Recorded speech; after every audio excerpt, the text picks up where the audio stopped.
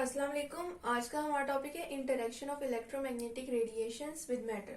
Lecture को start करने से पहले मेरी रिक्वेस्ट है कि आप मेरे चैनल को लाइक करें, शेयर करें और सब्सक्राइब करें और बेल आइकन पर क्लिक करें ताकि आपको नई आने वाली वीडियोस की नोटिफिकेशन भी मिलती रहे। तो आज का हमारा टॉपिक जो है वो है interaction of electromagnetic radiations with matter. अब हम जो है हमने आज जो स्टडी करना है वो इलेक्ट्रोमैग्नेटिक रेडिएशंस जो हैं उनको स्टडी करना है कि उनकी इंटरेक्शन जो है वो मैटर के साथ किन 3 बेसिस पे होती है। तो यहाँ पर हमारे सिलेबस में जो है 3 पार्ट्स में जो है इनकी इंटरेक्शन को जो मैटर्स के साथ होती हैं इलेक्ट्रोमैग्नेटिक रेडिएशंस की, उनको 3 पार्ट्स में डिवाइड किया गया है। एक है फोटो इलेक्ट्रिक इफेक्ट,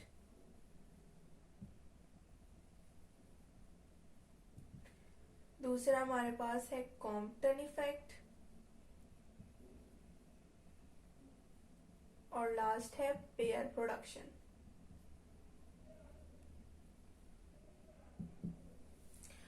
आज जो हमने स्टडी करना है वो फोटो इलेक्ट्रिक इफेक्ट है। कॉम्पटन इफेक्ट जो है वो मैं प्रीवियसली लेक्चर में जो है वो आपको समझा चुकी हूँ कि कॉम्पटन इफेक्ट कौन सा इफेक्ट होता है। पेयर प्रोडक्शन हम इंशाल्लाह लास्ट पे करेंगे। फिलहाल जो हमारा आज का टॉपिक है फोटो इलेक्ट्रिक इफेक्ट पे है, जो कि फर्स्ट बेसिस है इसकी कि इलेक्ट्रोमैग्नेटिक रेडिएशन की इंटरेक्शन मैटर के साथ फोटो इलेक्ट्रिक इफेक्ट कैसे प्रोड्यूस करती है। तो आज हमने इसको स्टडी करना है। तो जो हमारा आज का टॉपिक है वो है photo electric effect of electromagnetic radiations. हमें नाम से ही पता लग रहा है कि फोटो इलेक्ट्रिक इफेक्ट असल में है क्या। फोटो से हमें पता है फोटोन है और इलेक्ट्रिक मींस इलेक्ट्रॉन।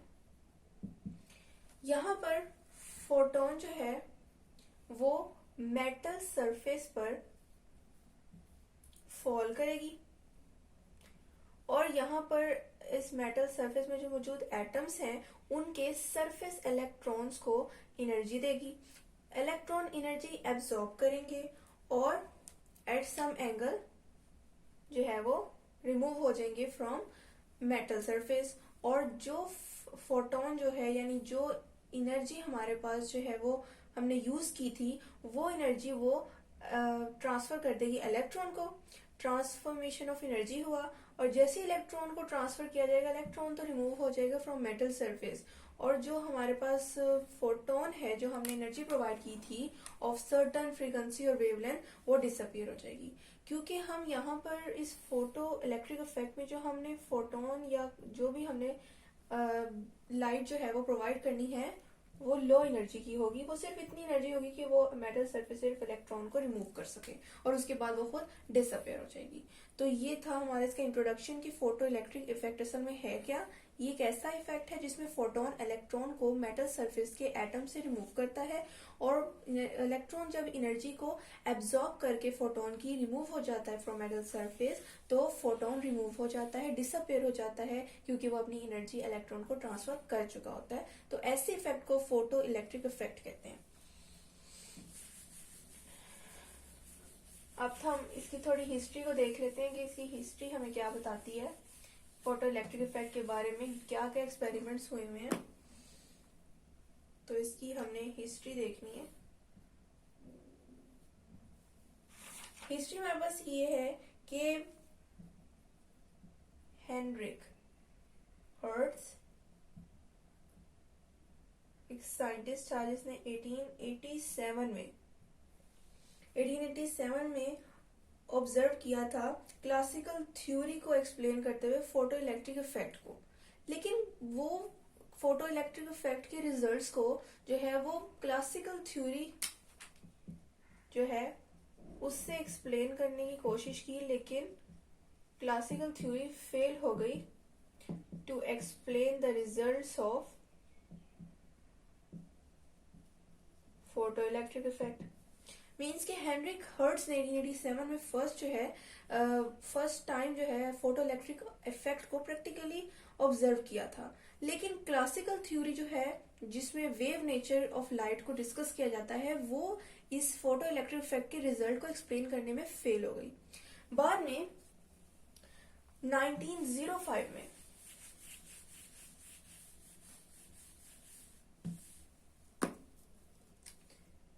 इन 1905 आइंस्टाइन ने फोटो इलेक्ट्रिक इफेक्ट के रिजल्ट्स को जो है एक्सप्लेन किया on the basis of quantum theory. हमने भी आज फोटो इलेक्ट्रिक इफेक्ट को on the basis of quantum theory study करना है। जब आइंस्टाइन ने इसके रिजल्ट्स को on the basis of quantum theory explain किया तो दो चीजें सामने आई थी। लाइट के पास डुअल नेचर होती है, ये चीज आइंस्टाइन के थ्रू हमें पता चली। एक इसके पास वेव नेचर है जो कि हमें क्लासिकल थ्योरी बताती है, और दूसरी इसके पास पार्टिकल नेचर भी मौजूद है। और जब तक हम फोटो इलेक्ट्रिक इफेक्ट में पार्टिकल नेचर ऑफ इलेक्ट्रॉन को लाइट को डिस्कस नहीं करेंगे, तब तक फोटो इलेक्ट्रिक इफेक्ट के रिजल्ट्स को हम एक्सप्लेन नहीं कर सकते। तो हमने जो इसमें डिस्कस करनी है नेचर ऑफ लाइट, वो है पार्टिकल नेचर, क्योंकि वेव नेचर मीन्स की क्लासिकल थ्योरी नहीं एक्सप्लेन कर सकी, फेल हो गई to explain the results of photo electric effect. तो ये थी कुछ हिस्ट्री।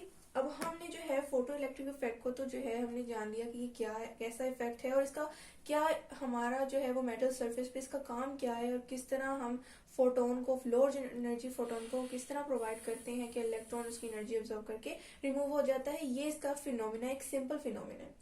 तो हम अब इसका प्रैक्टिकली जो है ऑब्जर्व करते हैं कि हम जो इलेक्ट्रॉन जो है रिमूव होता है उसको हम इलेक्ट्रॉनिक करंट के तौर पे किस तरह जो है वो यूज कर सकते हैं। अब हमें पता है कि जो फ्लो ऑफ चार्जेस हैं वो असल में करंट होता है, means for flow of electrons. अब वो इलेक्ट्रॉन्स जो हमारे पास एमिट हुए हैं with the help of photo electric effect, तो उसको हम एज अ करंट कैसे यूज करें, तो हमने इस चीज को प्रैक्टिकल एक्सपेरिमेंट में देखना है। यहाँ पर एक सेटअप ड्रॉ करना है जिसमें ये हमारे पास कनकेव शेप में कैथोड है, जिसको हमने बैटरी के नेगेटिव टर्मिनल के साथ कनेक्ट किया है, और इस तरफ हमारे पास एक वायर लाइक एनोड है जिसको हमने बैटरी के पॉजिटिव टर्मिनल के साथ कनेक्ट किया है। Cathode and anode. हमने इस पूरे सेटअप को एक ग्लास ट्यूब में इनक्लोज कर दिया, जिसमें लो प्रेशर ग्लास ट्यूब इसको हम कहेंगे। अब हमने क्या करना है कि हमने लाइट को फॉल करवाना है, मींस के फोटोन को जो है वो फॉल कराना है of certain frequencies, wavelength and energy को कैथोड की सरफेस पे। जैसे कैथोड की सरफेस पर जो है इलेक्ट्रॉन जो है, सॉरी फोटोन जो है वो इंसिडेंट होंगे, तो यहाँ पर जो कैथोड मेटल में जो मौजूद एटम्स हैं उनके इलेक्ट्रॉन जो हैं वो फोटोन की एनर्जी को एब्जॉर्ब करेंगे और वहां से एमिट हो जाएंगे।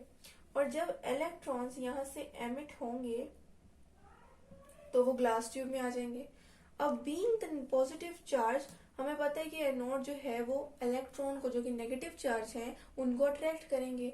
जब एनोड इलेक्ट्रॉन्स को अट्रैक्ट करेंगे अपनी तरफ, तो जिसकी वजह से इलेक्ट्रॉन एनोड की तरफ मूव करेंगे और हमारे पास एक्सटर्नल सर्किट में करंट फ्लो करना शुरू कर देगा, जिसको हम इलेक्ट्रॉनिक करंट कहेंगे। तो ये था हमारा जो है प्रैक्टिकल एक्सपेरिमेंट, जिसमें हमने फोटो इलेक्ट्रिक इफेक्ट को यूज किया in order to produce the electronic current in the external circuit. अब हमने देखा कि हमने डिफरेंट फ्रीक्वेंसीज, एनर्जीज और वेवलेंथ की लाइट को जब इंसिडेंट किया ऑन द कैथोड सरफेस, तो हमने देखा कि कुछ ऐसी लाइट थी जिनको हम जब इंसिडेंट करवाते थे तो इलेक्ट्रॉन फौरन एमिट होते थे और कुछ में थोड़ा वक्त लेते थे। तो अब हमने इस चीज on the basis of this observation हमने टू टर्म्स को जो है वो डिफाइन करना है। अब वो टर्म्स को डिफाइन करेंगे तब ही जो है हमारे एक्सटर्नल सर्किट में करंट फ्लो होगा, और अगर हम उन दोनों कंडीशंस को सेटिस्फाई नहीं करेंगे जिनको हम एक्सप्लेन करने लगे हैं, तो हमारे एक्सटर्नल सर्किट में करंट की वैल्यू 0 रहेगी। तो वो क्या है उनको देख लेते हैं हम। सबसे पहले है थ्रेशोल्ड फ्रीक्वेंसी। और दूसरा हमारे पास है वर्क फंक्शन। थ्रेशोल्ड फ्रीक्वेंसी क्या है? थ्रेशोल्ड फ्रीक्वेंसी वो मिनिमम अमाउंट ऑफ फ्रीक्वेंसी है जो इलेक्ट्रॉन को रिक्वायर है, जिसकी मदद से वो अपने मेटल सरफेस से रिमूव हो सकता है। यानी कि ये एक ऐसी फ्रीक्वेंसी है जो इलेक्ट्रॉन के लिए जरूरी है कि वो मेटल सरफेस से स्केप आउट हो सके। तो हम इसको डिफाइन करेंगे, ये काफी सिंपल इसकी जो है वो एक्सप्लेनेशन है। The minimum amount of energy, sorry frequency,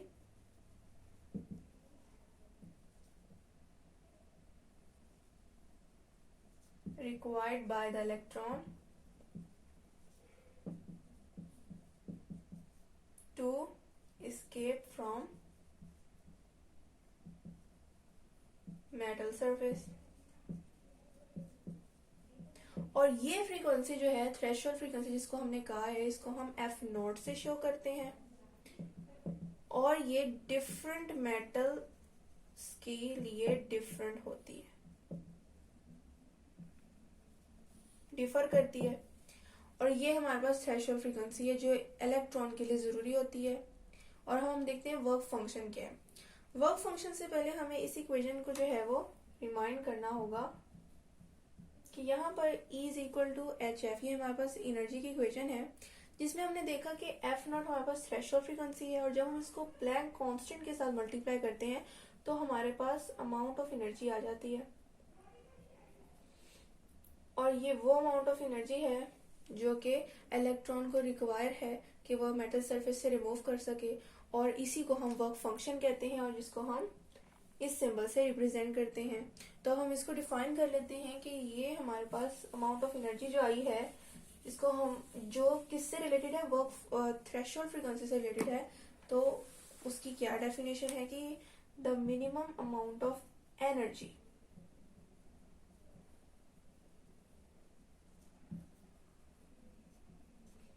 required by the electron